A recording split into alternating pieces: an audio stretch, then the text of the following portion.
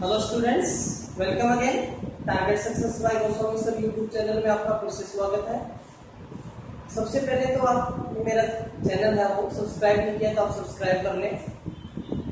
आज का हमारा टॉपिक है ये जो एक्साइज एंड टैक्सेशन एग्जाम है, जो 30 तारीख को एग्जाम है, उससे रिलेटेड है।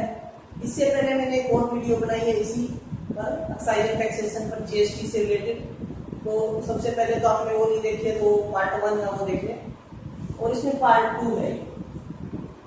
तो जो भारत में कर प्रणाली जो टैक्स सिस्टम है, पहले अब जीएसटी लगा उससे पहले टैक्स सिस्टम था, उसको समझना जरूरी है। सबसे पहले तो भारत में कर प्रणाली टैक्स सिस्टम क्या है, टैक्स कैसे लगता है। किसी भी अर्थव्यवस्था में जनता द्वारा सरकार को दिया जाने वाला भुगतान है वो क्या है, टैक्स।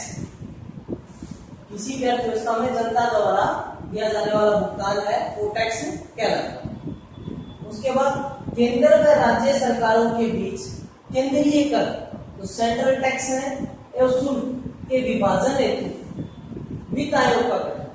अब जो केंद्र सरकार है, राज्य सरकार है, इसमें पहले क्या था, अलग अलग टैक्स दिया जाता, तो उसमें टैक्स किस प्रकार से विभाजन किया जाएगा, उसका बंटवारा किया जाएगा, इसके लिए क्या बनाया गया, वित्त आयोग।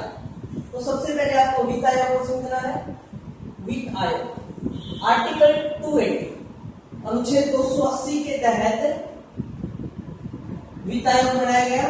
ये एक संवैधानिक संस्था है, मतलब संवैधानिक संस्था, मतलब इसका जो वर्णन है वो हमारे संविधान में है।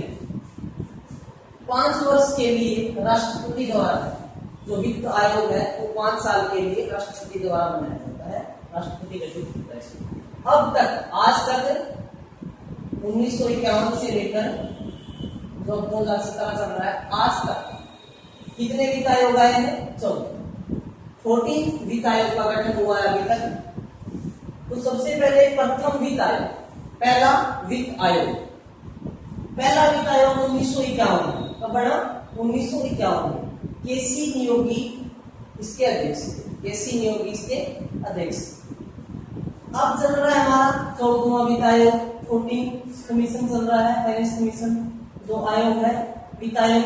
इसके अध्यक्ष कौन है, वाई.वी. रेड्डी, जो आरबीआई के हैं, रिजर्व बैंक ऑफ इंडिया के पूर्व गवर्नर रह चुके, आरबीआई के गवर्नर रह चुके हैं वाई.वी.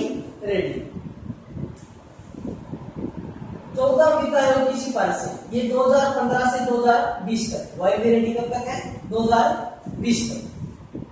तो वाई.वी. रेड्डी की एक पुस्तक है my life in public service commission, एक किताब है, तो पूछ सकते हैं my life in public service commission, इसकी बुक है वाई.वी.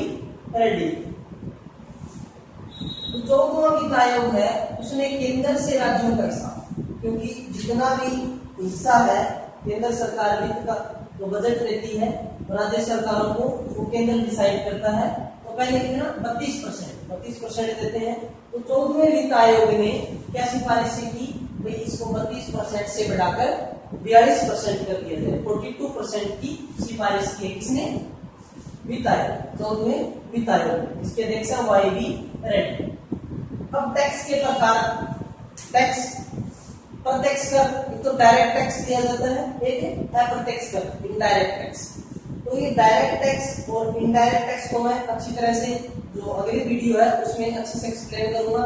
जो डायरेक्ट टैक्स है, इनडायरेक्ट टैक्स है, सर्विस टैक्स है, और जो जीएसटी से रिलेटेड और बहुत सारी बातें हैं, तो दूसरी जो पार्ट 3 आएगा उसमें, उसको आप लाइक करें, शेयर करें, और इस वीडियो को मैं आशा करता हूँ इसमें से आपको एक या दो क्वेश्चन आपके एग्जाम में मिल जाए। Thank you.